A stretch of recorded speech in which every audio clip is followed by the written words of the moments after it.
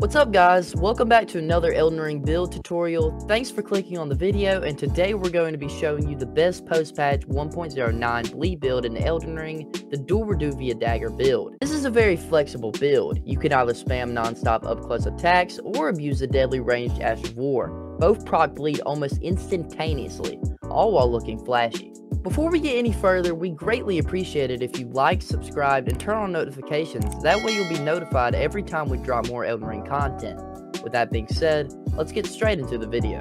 First things first, let's get the weapon in the build. You go to the location shown on the map and walk forward until you get invaded. Once you kill the invader NPC, he'll drop the Reduvia Dagger.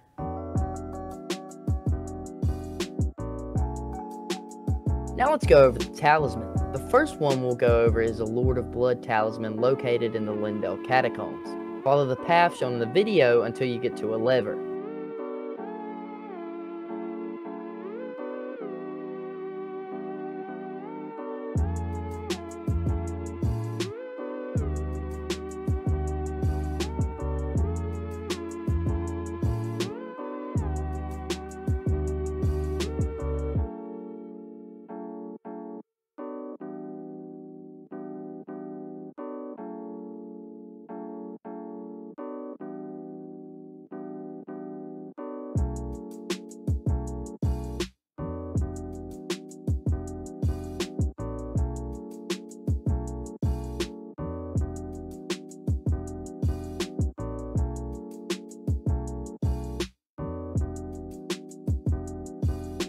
Once you're there, pull said lever, then travel back to the Lindell Catacombs gravesite. Once there, walk straight into the now open double doors where you'll be presented with a boss fight.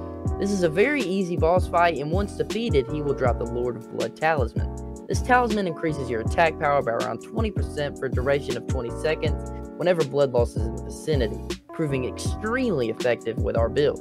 The next talisman we're going to cover is the Shard of Alexander. This talisman will be located at the end of Alexander's questline in Farum Azula. Once there, walk up to him and clear his dialogue, then he will ask you to fight him. After you beat him, he will then drop the talisman. This talisman greatly boosts the attack power of skills by 15%. That is needed to further increase our damage.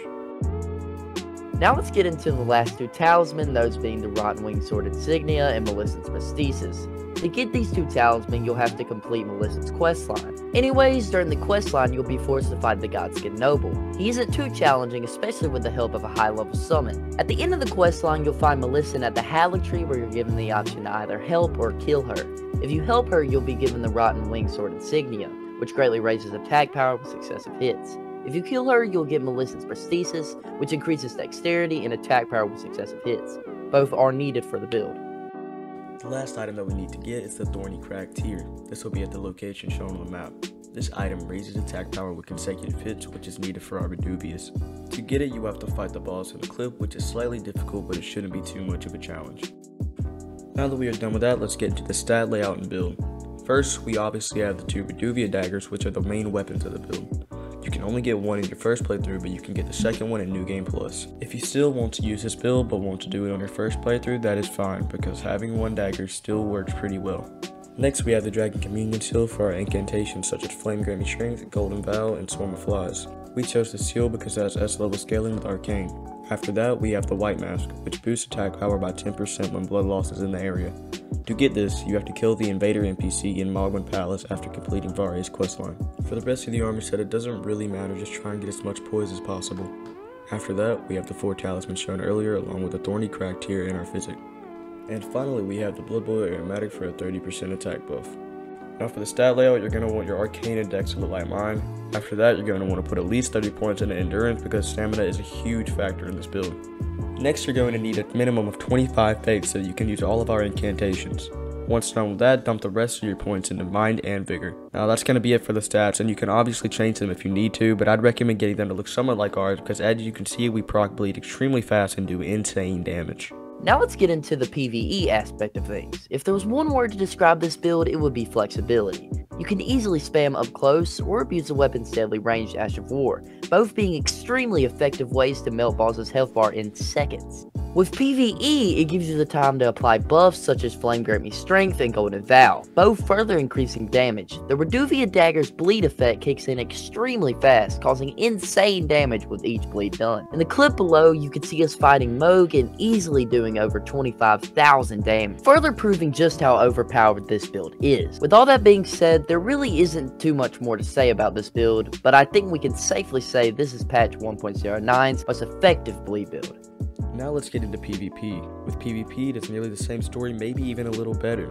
This build was already pretty broken, but then patch 1.08 came along and made it even better by increasing the speed and range of all daggers. This means that our Astral has even more range than it already did, and our up-close spamming attacks are even faster.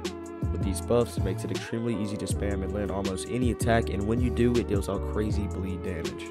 The easiest way I found to land attacks is if you use the Swarm of Flies incantation, then step back and spam the Astral Ward. With all this being said, the only problem with PvP is that you may not have enough time to apply your buffs such as Flame Grant Me Strength and Golden Vow.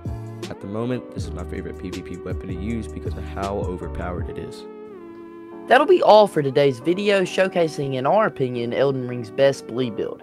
If you have a different opinion on which is the best bleed build, drop it down in the comments and we'll review it. If you made it this far, I recommend watching our previous video showcasing Elden Ring's best weapon. Anyways, we greatly appreciate your time. All that we ask now is for you to like, subscribe, and turn on notifications. That way you'll be notified for all our Elden Ring content. Seriously though, thank you so much for watching. We truly hope you enjoyed, and see you in the next one.